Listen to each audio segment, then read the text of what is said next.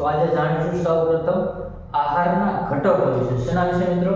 તો કે આહારના ઘટકો. આ છે મિત્રો એક વિજ્ઞાનનો ટોપિક છે. શેના વિશે આપણે જાણવું છે? આહારના ઘટક. શેના વિશે? તો કે આહારના ઘટકો. હવે આહારના ઘટકો મિત્રો ક્યાં ક્યાં છે? તો કે એમાં આવે છે સૌપ્રથમ શાકાહારી, માંસાહારી, તૃણાહારી અને મિશ્રાહારી. ક્યાં ક્યાં મિત્રો? તો કે શાકાહારી, માંસાહારી, તૃણાહારી અને મિશ્રાહારી. હવે શાકાહારી એમાં કોણ આવે છે? શાકાહારીમાં મિત્રો કોણ આવે છે? તો કે માનવ, તમામ માનવો. કોણ આવે? માનવ. ત્યારબાદ માંસાહારીમાં મિત્રો કોણ આવે? તો કે પ્રાણીઓ. કોણ આવે? પ્રાણી. કોણ આવે છે મિત્રો? પ્રાણીઓ. ત્યારબાદ તૃણાહારીમાં મિત્રો કોણ આવે? તો કે ગાય. એમાં પણ પ્રાણી આવે, પણ એમાં ક્યાં ક્યાં પ્રાણીઓ આવે? ગાય, ભેંસ, ઘોડો વગેરે. આવા ઘણા બધા પ્રાણીઓ શેમાં આવે? તો કે તૃણાહારી પ્રાણીમાં. હવે મિશ્રાહારી કોને કહેવાય? તો કે એ શાકાહારી, માંસાહારી અને તૃણાહારી આ તમામ ત્રણ વસ્તુ ખાતા હોય તેને મિત્રો આપણે કહીશું મિશ્રાહારી. શું કહીશું મિત્રો? મિશ્રાહારી. એક જ મિનિટ મિત્રો. હા, મિશ્રાહારી મિત્રો કોને કહીશું? તો કે શાકાહારી હોય અને માંસાહારી પણ હોય. શાકાહારી પ્લસ માંસાહારી. શું મિત્રો? શાકાહારી અને માંસાહારી આ બંને ખાતા હોય તેને મિત્રો આપણે સૌપ્રથમ કહીશું મિશ્રાહારી. હવે ત્યારબાદ આપણે શાકાહારી, માંસાહારી, મિશ્રાહારી અને તૃણાહારી આ તમામ વિશે આપણે સૌપ્રથમ અભ્યાસ કરી લો. હવે તેના વિશે નાના 10 MCQ આપણે જોઈશું. સૌપ્રથમ હરણ માત્ર વનસ્પતિ પેદાશ ખાય છે તો તે કયા પ્રકારનું પ્રાણી છે મિત્રો? હરણ માત્ર વનસ્પતિ પેદાશ ખાય છે તો મિત્રો કયા પ્રકારનું પ્રાણી થાય? તો કે મિત્રો એ થશે તૃણાહારી. ક્યાં મિત્રો? તૃણાહારી. કારણ કે ઘાસ ખાય છે તો માંસ ખાતું નથી. ત્યારબાદ બીજો ક્વેશ્ચન, નીચેનામાંથી કયું પ્રાણી મિશ્રાહારી છે? મિશ્રાહારીમાં કોણ આવે? તો કે મિત્રો શાકાહારી પણ હોય અને માંસાહારી પણ હોય. એમાં કોણ આવે મિત્રો? તો કે બિલાડી, બકરી તો આવે ને, જીરાફ પણ ન આવે અને મગર પણ ન આવે.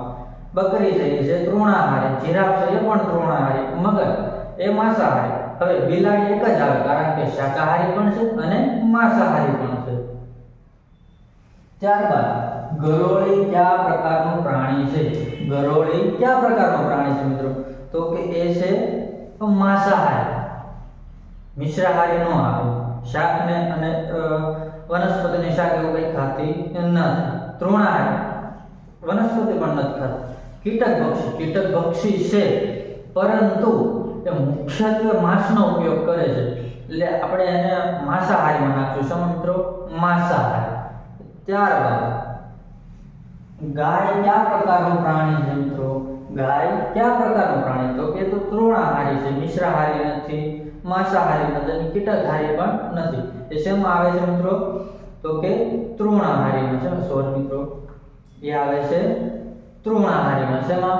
ઘાસ ખાય છે એટલે એને તૃણાહારી કહીશું. તૃણાહારી. સમજાણું મિત્રો? સમજાય છે? સરસ.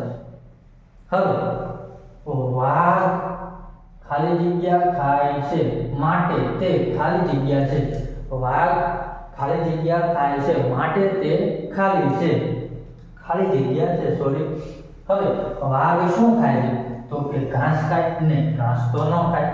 ત્યારબાદ હરણ ખાય કે હા, ઘાસ ખાય તો કે નો. આમાંથી સૌપ્રથમ એ ઓપ્શન, સી ઓપ્શન અને ડી ઓપ્શન આ 3 ઓપ્શન મિત્રો નીકળી જશે. હવે વાઘ શું ખાય છે? તો કે પ્રાણી ખાય છે અને તે માટે તેને શું કહેશું આપણે? માંસાહારી કહીશું. શું કહીશું મિત્રો? માંસાહારી. શું કહીશું? માંસાહારી. વાઘ માત્ર પ્રાણી ખાય છે માટે તે માંસાહારી છે. ત્યારબાદ ફક્ત વનસ્પતિ ખાય તે કેવા પ્રાણી કહીએ છીએ?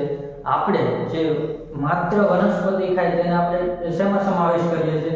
તો મિત્રો માંસાહારીમાં તો ન કરીએ શકીએ, મિશ્રાહારીમાં પણ ન કરીએ શકીએ અને કીટકહારીમાં તો અમથાઈ નથી કરી શકવાના. એટલા માટે તેને આપણે સમાવેશ કરીશું તો શેમાં? તો કે તૃણાહારીમાં. શેમાં? તૃણાહારીમાં. ત્યારબાદ ખોરાક તરીકે ઉપયોગી ફળ કયું છે મિત્રો? આ એક તમારે કોમેન્ટમાં જવાબ આપવાનો છે. ખોરાક તરીકે ઉપયોગી ફળ કયું છે? આનો તમારે જવાબ કોમેન્ટ કરવાનો છે મિત્રો. શું કરવાનું છે? કોમેન્ટ કરવાનું. કોમેન્ટ. ઠીક છે મિત્રો. હવે કોને આપણે સંપૂર્ણ આહાર કહીશું? કોને આપણે સંપૂર્ણ આહાર કહીશું? તો મિત્રો મગ, દૂધ, ધાન્ય પાકો કે માંસ, એ આમાં કન્ફ્યુઝન વાળું છે. પરંતુ મિત્રો સંપૂર્ણ આહાર તરીકે આપણે દૂધ તરીકે ઓળખીએ છીએ. કોને? તો કે દૂધ તરીકે. ત્યારબાદ આવા અવનવા પ્રશ્નો જાણવા માટે આપણી YouTube ચેનલને લાઈક કરો, શેર કરો અને સબસ્ક્રાઇબ કરો. Thank you.